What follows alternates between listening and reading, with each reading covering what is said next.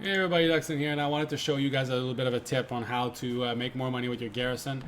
I've figured out a couple of things and all that, and I wanted to show it with you guys just to make sure that everybody understands how to do it. Because if you don't do it properly, it's gonna take you a lot longer.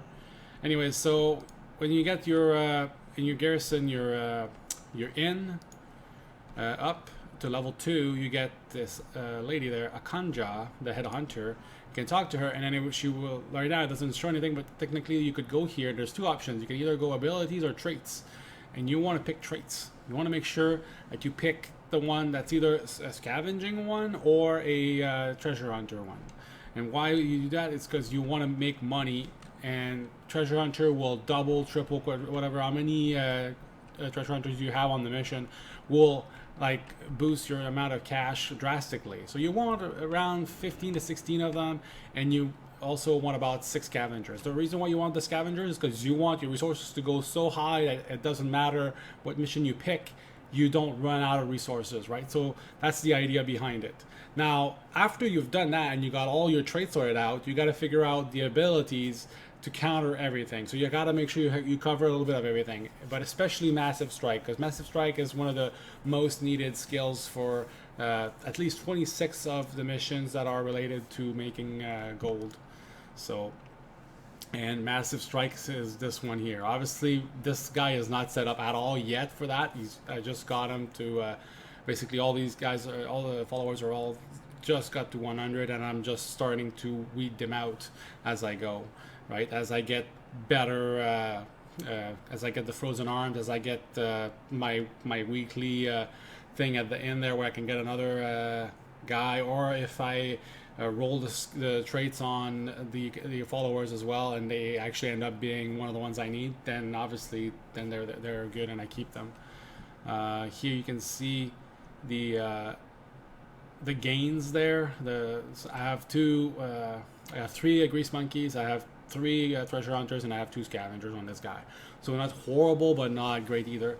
I don't mind the grease monkeys either because this guy does not have a nail station yet, so he's just piling up oil so that when I need it, I don't need to wait too long for that. So what you can do also people forget is once you actually get capped on resources, which is probably not a bad idea to start with scavenging, because at the beginning anyway, like the money quests are not that great most of the times. So just like pour into your scavengers, get at least them sorted out so you can start piling up. And once you go over the 10,000, never do that. And what you do is you come to your Sergeant Grimjaw or your Garrison Quartermaster, and you buy the traits retainer guides. You just buy them at 1,000 a piece. So you buy a couple, like 2, maybe 3, and then you basically pick up all the resources you have all over the place instead of going over cap, which gives you nothing. So, and once you get those, you try, and sure, it's a chance of getting the trait that you need, but if you don't, too bad, and then you just keep on rolling.